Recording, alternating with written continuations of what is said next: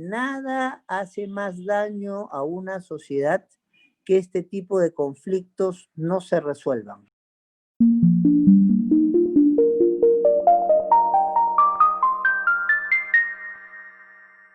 En esta oportunidad nos acompaña el doctor Eloy Espinosa Saldaña, magistrado del Tribunal Constitucional y miembro fundador de Derecho y Sociedad, quien accedió a concedernos parte de su tiempo para discutir sobre un tema de vital importancia: la perspectiva de género en el ejercicio de la jurisdicción. Doctor Espinosa Saldaña, muy buenas tardes. Buenas tardes, siempre es un placer estar con Derecho y Sociedad y sus diferentes actividades. Muchas gracias, doctor. Para iniciar, a continuación abordaremos un pequeño contexto referido al tema. De acuerdo con la Convención Interamericana para Prevenir, Sancionar y Erradicar la violencia de género es toda acción o conducta basada en su género que causa muerte, daño o sufrimiento físico, sexual o psicológico. Lamentablemente, el Perú no es la excepción del gran fenómeno que constituye la violencia de género, fenómeno que en la mayoría de los casos tiene como víctima a la mujer.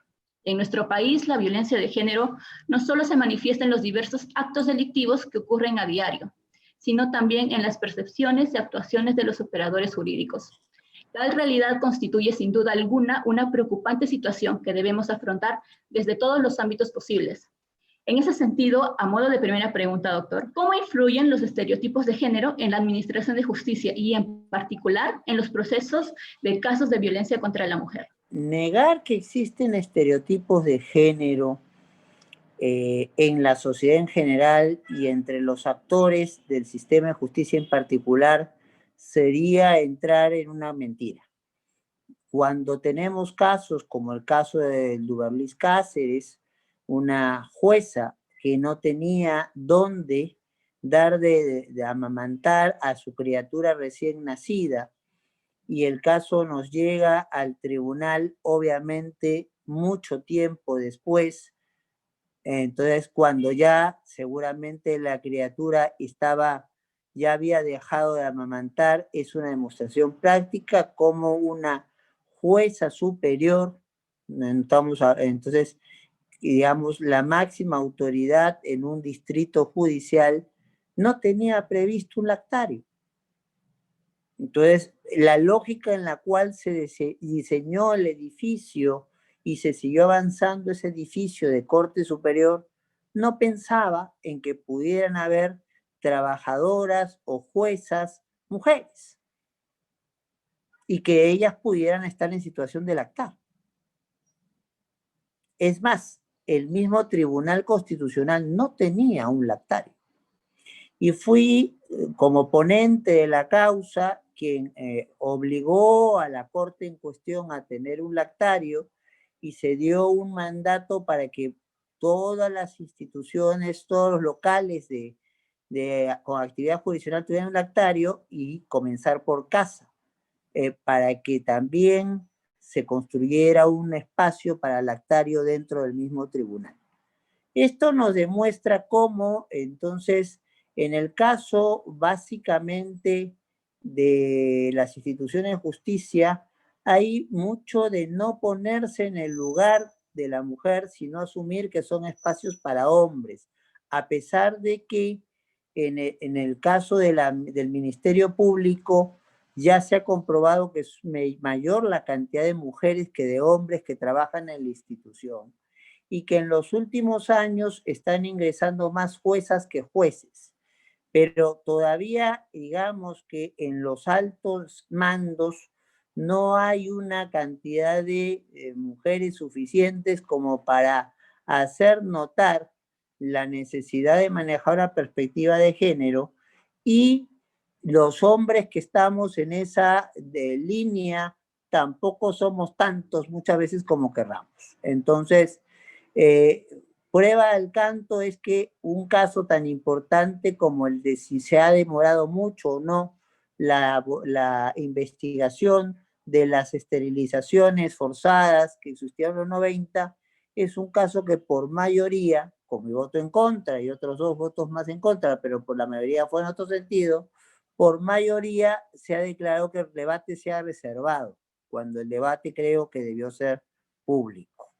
Entonces, hay dentro de casa de las instituciones problemas para entender que las mujeres tienen tanto o más derecho que los hombres a desempeñar ciertos espacios y que esto implica en algunas situaciones, así como hay condiciones particulares para los hombres, condiciones particulares que reconocen elementos de la feminidad, como puede ser la maternidad. Entonces, esto pasa en el sistema de justicia. Negarlo sería tapárselo, el querer tapar el sol con un dedo, y si a esto se le añade cuestiones que somos uno de los países con más feminicidios en el mundo, o que tenemos estereotipos de género tan marcados en actores como abogados que salen declarando que una mujer violada por 5 personas está en esa situación de riesgo porque le gusta mucho la vida social, que es un típico estereotipo de género. Entonces, yo tengo un pronunciamiento bastante conocido en el caso Davy Aguilar, que, donde digo que el decir que cuando se hace esta afirmación que a las mujeres les gustan las fiestas y tomar, lo que se está buscando es justificar que la mujer tiene responsabilidad por la agresión de que fue objeto. O sea, ¿qué es esto? Esto es una absoluta e injusta consideración estereotipada de la mujer, que es la mujer si le gusta salir a bailar, si le gusta vestir de manera llamativa, no tiene derecho a poder decir no frente a una relación sexual y ella se ha buscado ser violada. Entonces esto es inaceptable. Pero realmente ocurre en nuestro país, lo hemos visto, lo vemos en escenarios como el que he descrito y en posiciones como la de abogado que ayer mismo ha hecho la declaración ante un caso tan delicado como el caso que se acaba de presentar con 5 chicos violando a una señorita en Surco, en la misma ciudad de Lima, ¿no? Efectivamente, doctor. En ese sentido, ¿qué tan importante resulta que nuestras autoridades jurisdiccionales estén capacitadas en perspectiva de género? Yo creo que es vital y fue una de las cosas que comenzamos a trabajar cuando hace muchos años, varios ya, estuvimos como directores generales de la Academia de la Magistratura con gran sorpresa y de algunos que decían, oye, ¿y esto para qué? Precisamente porque tiene una doble utilidad. En primer lugar, en un espacio que comparten hombres y mujeres, no puedes desconocer una perspectiva de género para abordar tu relación laboral con las mismas mujeres que están en tu entorno y para proyectar esa situación de cómo te articulas con las mujeres en los otros entornos de la vida social donde tienes que ver con mujeres. O sea, desde el asunto de que la mamá no es la que tiene que limpiarte toda la ropa y hacerte toda la comida, y entonces si tú en la casa y las hermanas también, y tú eres un señor que llega y no hace absolutamente nada porque está agotado, entonces hay que plantear que tenemos una sociedad que busca ser igualitaria, en las cuales las responsabilidades en todo espacio, casa, colegio, universidad, espacio profesional, se comparten. Entonces, y se comparten de una manera balanceada. No hay alguien que carga con toda la responsabilidad y, como pasa lamentablemente en el Perú, recibe menos dinero. El elemento es clave. En la mujer trabajadora recibe en promedio un 30% menos de sueldos que el hombre trabajador, y a nivel directivos, entonces son muy pocas en proporción las directivas que hay en las grandes empresas, y en este momento no tenemos una sola gobernadora regional en el país. Eso demuestra que entonces hay que insistir con un enfoque de género para que no solamente se den medidas que sean de discriminación positiva muy bien intencionadas, Pero si esto no viene con un compromiso de entender el tema, bueno, las medidas pueden quedar ahí. Y generar ese compromiso es entender las cosas desde una perspectiva de género. Entonces, porque si no es una de las tantas cosas que uno firma y de las cuales después no se acuerda, o que dice de boca para afuera que respeta, y en los hechos, cuando vienen los problemas, ni siquiera los mira, los invisibiliza. Entonces, está invisibilizado en el caso peruano el tema de que si se va a hacer una reforma laboral, un tema importantísimo que tendría que darse es ¿por qué una mujer en promedio, haciendo el mismo trabajo, un hombre gana menos? Que es un problema real. Entonces, la perspectiva de género nos permitiría entender que teniendo algunas diferencias en líneas generales, todos partimos de necesidades humanas básicas, que son básicamente, que son casi las mismas, con pequeñas diferencias que son excepciones que confirman la regla, y en tanto y en cuanto tenemos necesidades humanas básicas, tenemos expresores de esas necesidades que son tener los mismos derechos.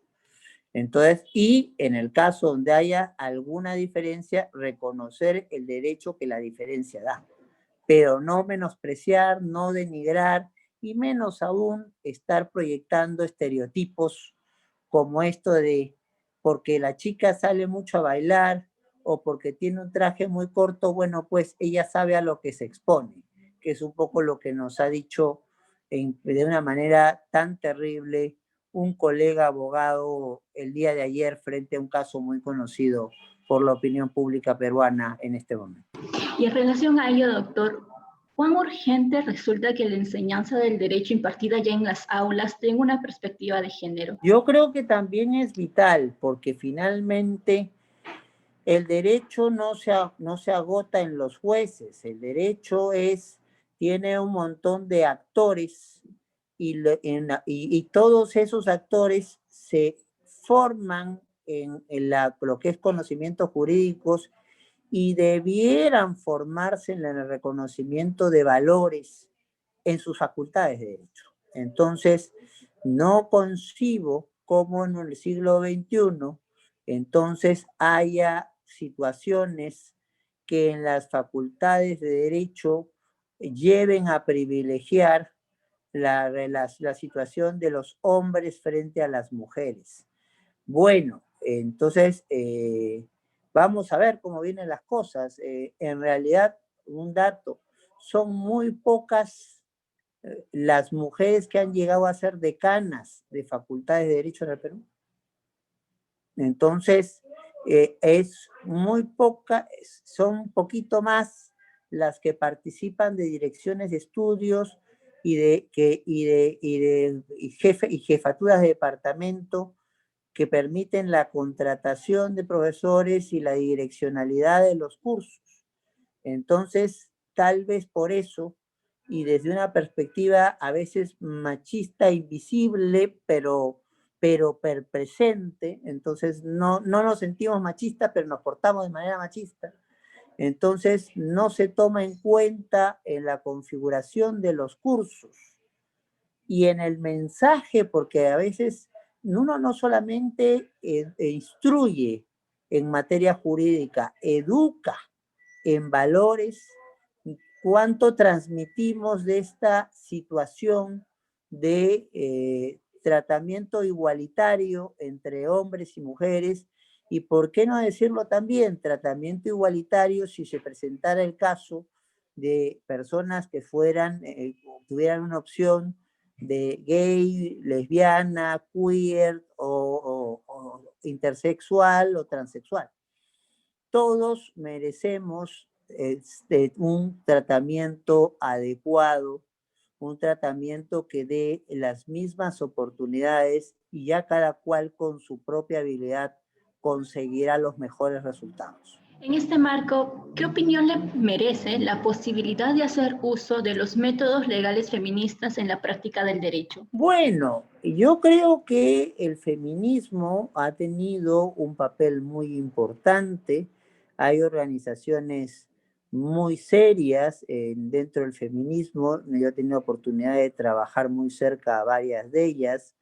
Eh, y creo que a lo que han alcanzado el reconocimiento es muy significativo tomando en cuenta la realidad de la cual nuestro país ha provenido. Lo que ocurre es que los problemas son realmente graves en el caso peruano y a veces el esfuerzo del feminismo y de las personas que sin ser mujeres estamos en esta misma línea de asegurar una equiparidad de oportunidades para todos, las realidades son tan duras que nos rebasan.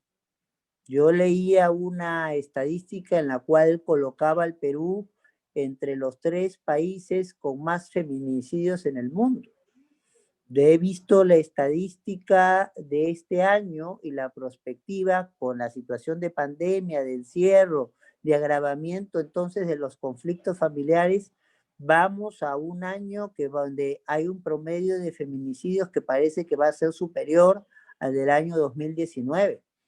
Entonces, bueno, si queremos una sociedad en la cual realmente se puedan resolver los conflictos a cabalidad y podamos todos poder alcanzar condiciones favorables para nuestro proyecto de vida, bienvenido el trabajo de quien con insistencia y no con fanatismo, empuja el reconocimiento de derechos para quienes no los tienen o no los tienen en la magnitud que deberían tenerlos. Finalmente, doctor, y de cara al futuro, ¿qué rol debe asumir el derecho ante la violencia de género? Bueno, yo creo que hay cosas que se han avanzado. Entonces, si uno mira la jurisprudencia del Tribunal Constitucional, tenemos algunos casos valiosos. Álvarez Villanueva, la de la Férez, que se la quiso sacar por estar embarazada, Doberlis Cáceres, que ya lo he mencionado, esto de que haya condiciones para la lactancia, el caso de la médico que fue violada en el hospital de policía y el obligar a reformular todo el sistema de relaciones entre médicos y enfermeras. Obviamente el caso de esta chica que fue violada en un estudio de abogados por un abogado asistente y que el Ministerio Público había cerrado el proceso y es el Tribunal Constitucional quien obliga a reabrirlo. El caso que ya he mencionado de David Aguilar, que por ser una chica que le gustaba vestirse y divertirse hasta tarde, un grupo de sinvergüenzas la violan, la agreden, y el argumento es que, bueno, pues ella estaba demasiado provocativa, lleva a que haya una descalificación que comienza con este voto, fundamento de voto particular que hago yo y que después ha sido asumido por el mismo tribunal y también por la Corte Suprema en la casación 851 Puno. O sea, a nivel jurisdiccional algo se está avanzando desde el derecho. A nivel de las facultades de derecho sí siento que se está avanzando algo menos. Siento que se confunde la necesidad de reconocer una igualdad como un reclamo que es excesivo de pedirnos cosas que no tienen por qué pedirnos y eso no es el problema. El problema es que hay que ser claros. En este momento las facultades de Derecho tienen más alumnas que alumnos. Y esto significa que hay que entender que la formación tiene que contemplar aspectos. Yo no puedo dictar un curso de familia, entonces, o un curso de penal sin hablar sobre violencia a la mujer, sin hablar sobre la ley que hay para la violencia a la mujer, sin hablar sobre el feminicidio, sin hablar sobre los casos de los madres adolescentes o de las mujeres que son abandonadas, embarazadas y después tienen que estar dilucidando cómo desarrollan su proyecto de vida en situaciones, sobre todo si esa maternidad fue producto de una violación. Estas cosas no deben dejar de discutirse en una facultad de Derecho y no deben dejar de ser parte de la malla curricular. Entonces, porque así, entonces todos comenzaremos de los operadores jurídicos a vernos como iguales y a no vernos o a reconocer eventuales diferencias, pero procesándolas y no cayendo en estereotipos como diciendo, si te pintas mucho, eres casi una prostituta y vaya contigo lo que pueda pasar. Entonces, hay una enorme responsabilidad en las facultades de Derecho, máxime sí, como repito, entonces en este momento hay más alumnas que alumnos, entonces a nivel nacional. Entonces, el problema ya está ya, y hay que tratar de remediarlo, porque nada hace más daño a una sociedad que este tipo de conflictos no se resuelvan, o que se aparquen, o que se invisibilicen, como por ejemplo ocurre con la trata de mujeres en Madre de Dios por la minería ilegal. Y los problemas están allí, hay que enfrentarlos. Y qué mejor que de una facultad de Derecho que hacerle entender al futuro abogado, a la futura abogada, sea el rol que sea el que asuma, que esos son los problemas que tiene que buscar enfrentar.